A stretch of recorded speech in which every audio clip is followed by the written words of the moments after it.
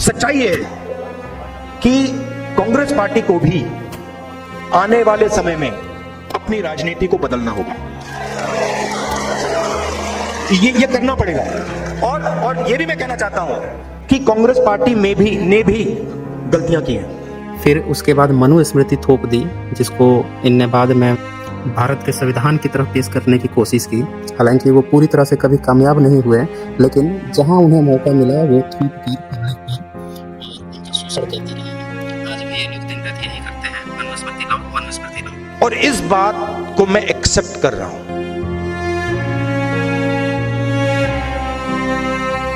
तो ये जो इनकी व्यवस्था है मनुस्मृति, उसी में बेसिकली वर्ण व्यवस्था की बात बहुत ही डिटेल से दी हुई है और बहुत से उसमें श्लोक हैं जो ये सीधे तौर पर परिभाषित करते हैं, बताते हैं कि वर्ण व्यवस्था का कर्म से कुछ लेना देना ही नहीं है।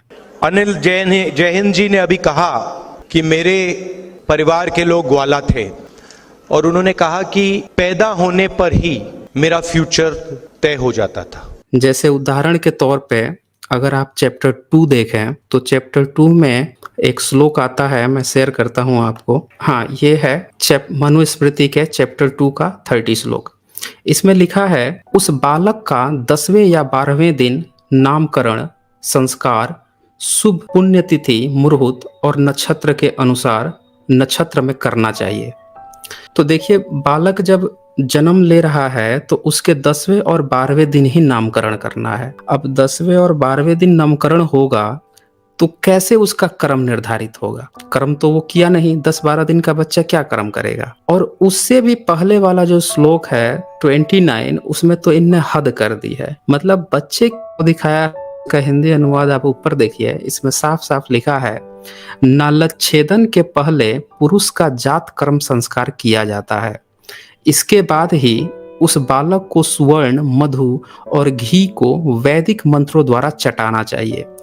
तो देखिए, ये जो वर्ण व्यवस्था की इनकी बात है ना, वो वर्ण व्यवस्था तो है ही कि उसमें शूद्रों को नीचे करना है। अब ये 4 जो वर्ण व्यवस्था, इसमें स्त्रियों का भी कोई स्थान नहीं है। जो फीमेल है, औरत, उसको तो इनने बुरी तरह तिरस्कार कर दिया है। अब इस श्लोक को ही देखिए, यहाँ लिखा हुआ है उस बालक को, अब बालिका नहीं लिखा हुआ है। आप किसी भी मनुस्मृति के जो भी वर्जन है उसको उठा के पढ़ लीजिए। यहाँ तक कि इन लोगों ने जो विशुद्ध मनुस्मृति बना रखी है उस पर भी हम लोग आगे चर्चा करेंगे। उसमें भी बालक पुरुष शब्द आ रहा है, महिला शब्द नहीं आ रहा है, बालिका शब्द नहीं आ रहा है। तो बालक को क्या करना है कि सुवर्ण यानी कि सोना और मधु घी को वैदिक मंत्रों के द्वारा चटाना है। ये है भेदभाव इनका। अब वही बालिका यहाँ पे लिख दिए होते तो ये होता है कि उन दोनों में भेदभाव नहीं है, लेकिन ये तो मनु का विधान है, सिर्फ बालक को प्रेफरेंस देना है। जब एजुकेशन की बात होती है वहां से भी बालिका को गायब कर देते हैं, मतलब इंक्लूड ही नहीं करते कि बालिका नाम की कोई चीज भी होती है। किसी भी देश की लगभग 50% जनसंख्या होती है महिला, उसको बिल्कुल ही नदारद कर देते हैं। इतनी ही घृणित मानसिकता है इन लोगों की महिलाओं को लेकर। और फिर महिलाओं के बाद से जो 50% जनसंख्या अब पुरुष बच गए, उसमें से शूद्रों को लेकर, जिसमें से वो लगभग 85 से 90% तो शूद्र ही होते हैं। तो ये है इनका विधान मनु का। मैं उस बात को थोड़ा आगे बढ़ाना चाहता हूं। पैदा होने से पहले आपका फ्यूचर तय हो जाता था। आप पैदा ही नहीं हुए, आपकी कैपेबिलिटी भी नहीं मालूम, आपका नाम भी नहीं मालूम, आपका फ्यूचर तय हो जाता था। और हिंदुस्तान के सारे लोगों को छोटे छोटे खांचों में डाल दिया जाता था। आप इस काम के लायक हो, आप इस काम के लायक हो, आप इस काम के लायक हो, ये आप कभी नहीं कर सकते हो, ये आप कभी नहीं बोल पाओगे। आपके पैदा होने से पहले डिसीजन लिया जाएगा कि आपको कोई छुएगा नहीं, आप कभी जमीन नहीं खरीद पाओगे। तो ये सारा पैदा होने से पहले ही डिसाइड हो जाता था। और हिंदुस्तान के करोड़ों लोगों ने, अरबों लोगों ने हजारों साल इस प्रकार जिंदगी जी है। उन्होंने अपना फ्यूचर डिसाइड नहीं किया, समाज ने उनके लिए पैदा होने से पहले उनका फ्यूचर डिसाइड कर दिया। तो आप सोचिए कितना दुख, कितना दर्द, कितनी कैपेबिलिटी जाया हुई। और इस चीज को बदलने के लिए बहुत सारे लोग खड़े हुए। हिस्टोरिकली लिस्ट है, जय हिंद जी ने उनके नाम लिए, मगर सबके सबने एक ही बात की थी, जो सच्चाई थी उसको उन्होंने एक्सेप्ट किया कि हमें यह दिख रहा है कि यह सच्चाई है और इस बात को मैं एक्सेप्ट कर रहा हूं। अब इसके आगे देखिए, जो 31 श्लोक है उसमें तो हद कर देते हैं। इस 31 श्लोक में क्या लिखा है कि ब्राह्मण का मंगलवाचक, क्षत्रिय का बलवाचक और वैश्य का धन से युक्त और शूद्र का निंदा से युक्त नाम रखना चाहिए। अब जरा सोचिए कि ये कैसे पॉसिबल है कि किसी बच्चे का 10 से 12वें दिन नामकरण हो रहा हो और तभी नामकरण में ब्राह्मण का मंगलवाचक, ये कैसे डिसाइड कर लिया इनने कि कौन सा बच्चा ब्राह्मण है जिसका मंगलवाचक नाम रख लेंगे, कौन सा बच्चा क्षत्रिय है उसका बलवाचक नाम रख लेंगे, कौन सा बच्चा वैश्य है और कौन सा बच्चा शूद्र है, कैसे निर्धारित कर लिया इनने एक 10 से 12 दिन के बच्चे का। तो यहाँ से साफ साफ मनुस्मृति ये क्लियरली मेंशन कर देता है कि किसी भी बच्चे का नामकरण या जो जन्म होता है वहीं से उसका जाति डिसाइड हो जाती है, वर्ण डिसाइड हो जाता है। ये वर्ण, जो वर्ण व्यवस्था की बात करते हैं, ये वर्ण व्यवस्था जन्म के बाद ही डिसाइड हो जाता है और जो पिता का वर्ण है वही वर्ण बच्चे का होता है। ये मनुस्मृति क्लियर मेंशन कर देती है। इसके लिए आप चैप्टर 2 का 30 श्लोक देख लीजिए, 31 देख लीजिए।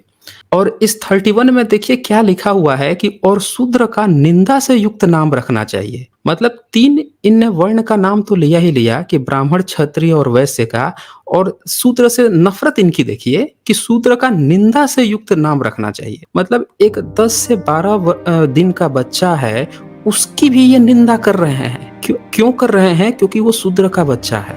2 तरीके के लोग होते हैं, राजनीति में तो खासतौर एकदम दिख जाता है। पूरी जिंदगी सत्ता के पीछे दौड़ते सच्चाई को कभी एक्सेप्ट नहीं करते, ना अपनी सच्चाई एक्सेप्ट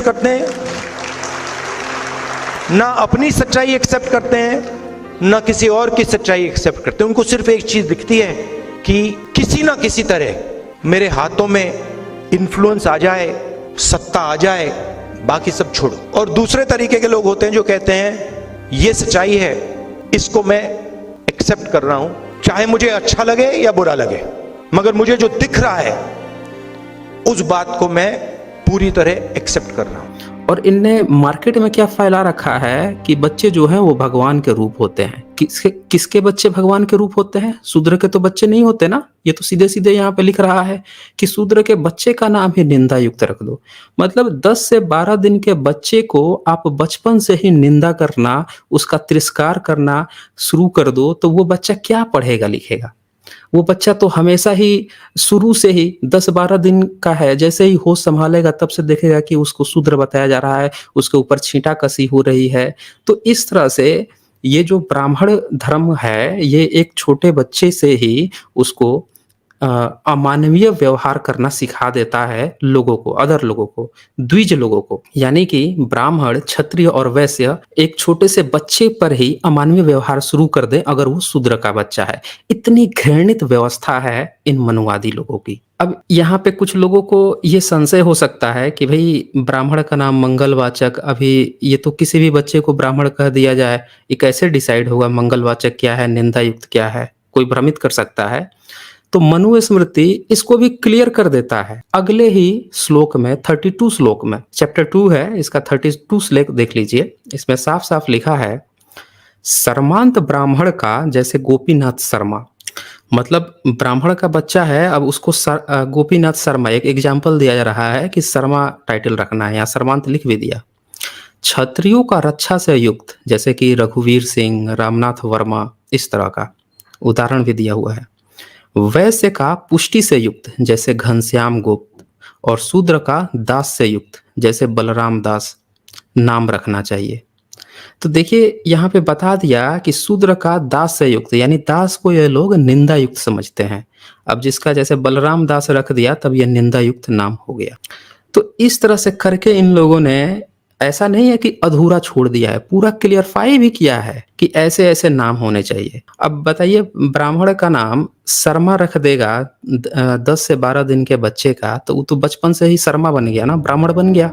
फिर ये कौन सा मार्केट में भ्रम फैलाया जा रहा है कि नहीं ये तो क्रम से होता है? कैसे क्रम से होता है? और अलग अलग समाज में अलग अलग जगह से ये लोग आए। अंबेडकर जी, महात्मा गांधी जी, पेरियार, बसवना, बुद्धा, ये अलग अलग स्पेसेस से आए, मगर इन सब ने ये बात एक्सेप्ट की कि जो मैं देख रहा हूं ये सच है और मैं इसको छोड़ूंगा नहीं। हिंदुस्तान में बहुत सारी ऐसी मूवमेंट्स हुई, मगर 3000 साल में सबसे सक्सेसफुल मूवमेंट ये है।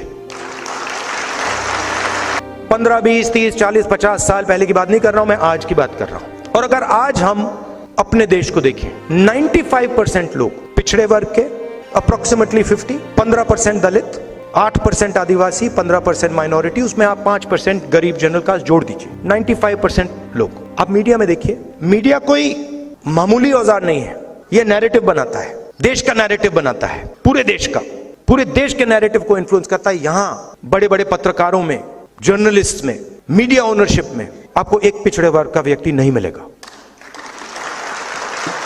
अब बात अच्छी लगे ना लगे, ये रियलिटी है, ये सच्चाई है, और छुपे तरीके से ये किया जाता है। पब्लिक सेक्टर में 90% के लिए रास्ते खुलते थे, ज्यादा नहीं खुलते थे मगर खुलते थे।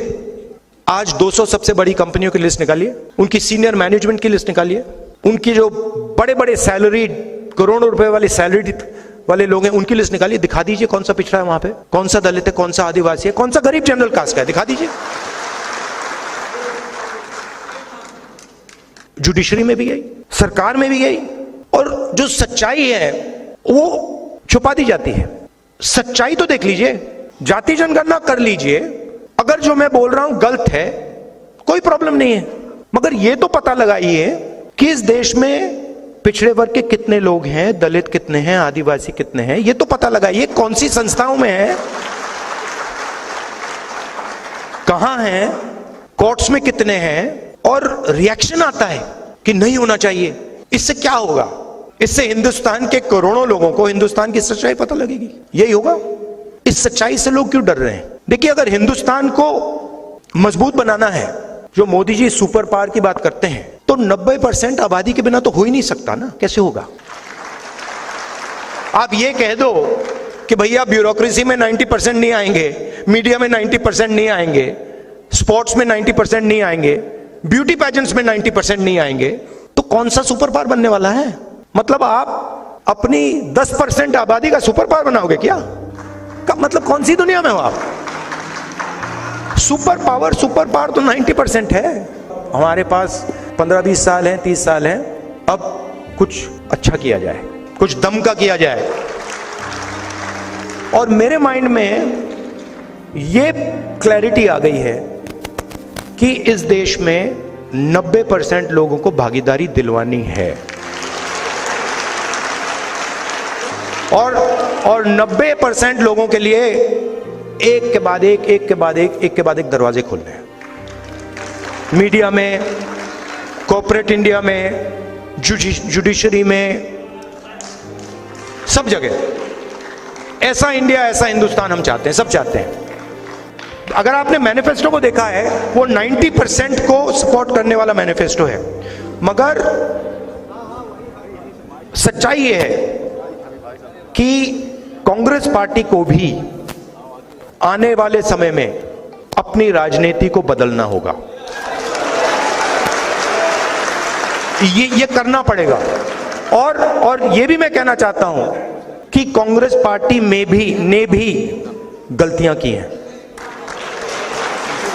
और मैं कांग्रेस पार्टी का होता हुआ ये मैं कह रहा हूं। तो राहुल जी, मेरे जो दादा थे वो ग्वाला थे, और मेरे दादा ही ग्वाला नहीं थे, उनके पिता 100 पीढ़ियों तक, 1000 पीढ़ियों तक सब ग्वाला थे, क्योंकि ये तय था जन्म से ही कि इस घर में जन्म ले लिया तो आपको गाय भैंस पालनी है। दिन भर मेरे दादा जो थे मेहनत करते थे, दिन भर वो अपने नंगे हाथों से गोबर साफ करना और जो तमाम काम होते हैं गाय भैंस के लिए वो सब करते थे। सुबह 4 बजे उठ जाते थे और रात को जब वो सोते थे थक के चूर होकर के लगातार काम करते थे।